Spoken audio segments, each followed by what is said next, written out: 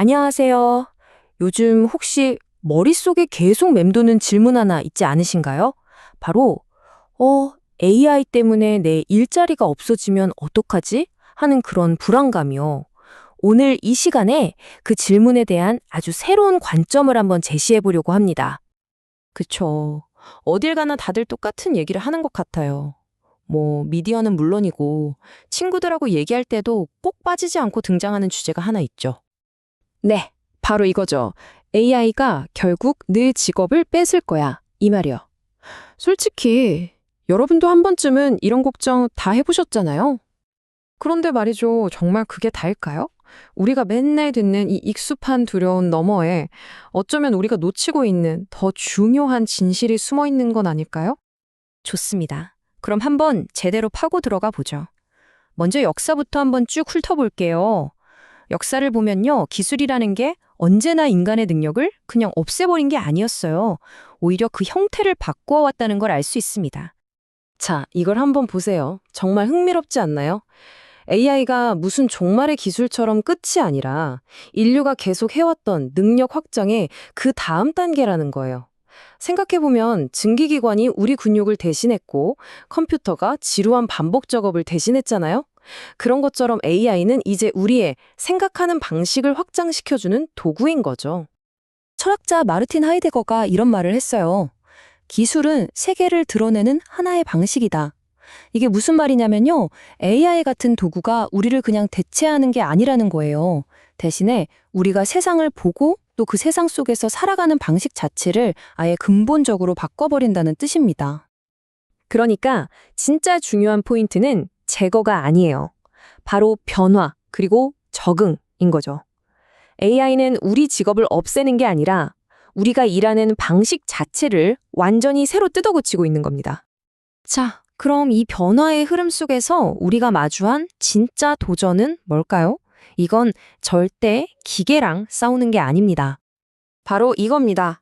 이 그림이 핵심을 정확히 짚어주고 있어요. 진짜 싸움은 나 vs AI가 아니라는 거예요. 진짜 싸움은 바로 나 vs AI를 자유자재로 쓰는 그 사람이라는 거죠. 이건 경쟁의 판이 완전히 뒤집혔다는 뜻이에요. 이제부터 우리의 경쟁자는 AI라는 엄청난 무기를 손에 쥔 바로 옆자리의 동료가 될 수도 있다는 겁니다. 미셸 푸코라는 철학자가 그랬죠. 진짜 힘은 폭력에서 나오는 게 아니라 지식을 얼마나 더 잘 조직하느냐에서 나온다고요. 바로 이 관점에서 보면 AI는요, 이 지식을 조직하는 능력을 어마어마하게 증폭시켜주는 거대한 지렛대나 마찬가지인 셈입니다. 한번 상상해 보세요. AI를 쓰는 전문가는 아이디어를 10배나 빨리 내고 문서는 그냥 즉석에서 뚝딱 만들어내고 복잡한 데이터 분석은 자동으로 돌려버려요. 문제 해결 능력 자체가 차원이 달라지는 거죠. 예전 같으면 1시간 넘게 끙끙대며 만들던 보고서 초안을 이제 단 5분 만에 뽑아내는 거예요. 이 속도의 차이가 결국 경쟁력의 차이가 되는 겁니다. 사실 이런 세상이 올 거라는 건 이미 오래전부터 예견되어 왔어요. 현대 사상가들의 글을 보면 지금 우리가 겪는 이 변화의 의미를 더 깊이 이해할 수 있는 힌트들이 숨어 있습니다. 역사학자 유발 하라리가 좀 섬뜩한 예측을 했죠. 미래에는 인류가 딱 두 부류로 나뉠 거라고요. AI로 자기 능력을 확장하는 사람, 그리고 그냥 원래 자기 능력에 머무르는 사람. AI가 분명 확장의 기술은 맞는데 그 혜택이 모두에게 공평하게 저절로 주어지는 건 아니라는 걸 아주 날카롭게 지적한 겁니다. 네, 바로 이거예요.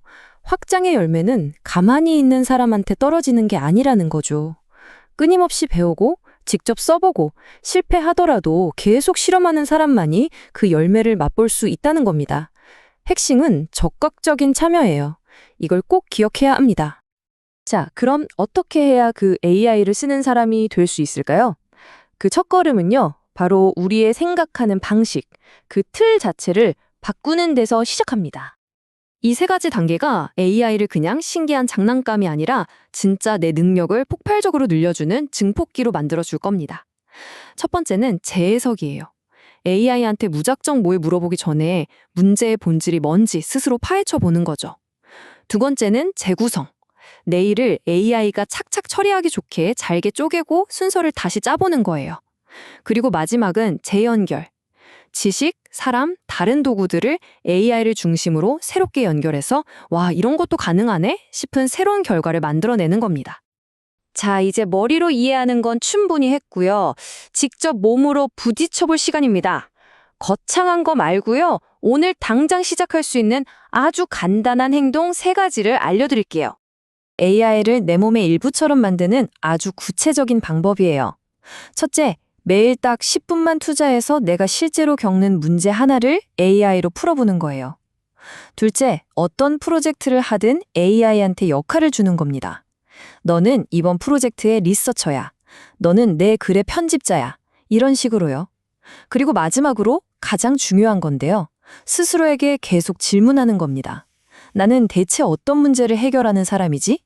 AI가 이걸 더 잘하게 도우려면 어떻게 해야 할까? 이렇게 매일매일 하다 보면 어느 순간 AI를 쓰는 게 숨 쉬는 것처럼 자연스러워질 겁니다. 이제 슬슬 마무리를 해볼까요?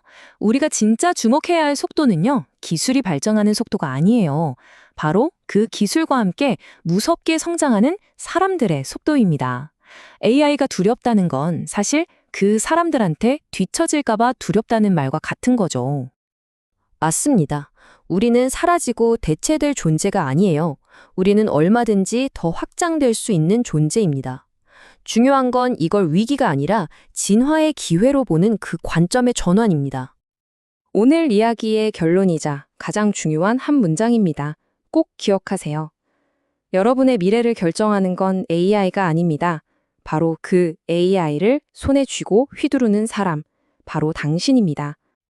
그래서 마지막으로 이 질문을 여러분께 던져봅니다.